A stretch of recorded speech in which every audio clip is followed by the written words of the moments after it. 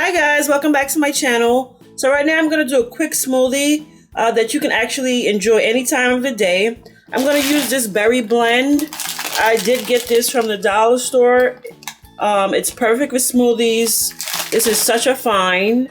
I'm going to use this, what is this? It's called Too Good. It says 2 grams of sugar, but it's sweetened with stevia. So we are good to go. Some almond milk. I'm going to add some collagen. And if it's not sweet enough, I'm going to go ahead and use this Swerve. Now, if you're just starting off keto, I wouldn't suggest to get the banana blend. Shout out to Dr. Berg. You guys can look him up. Yeah, so you just want to get the plain berry blend without the banana. So let's get started.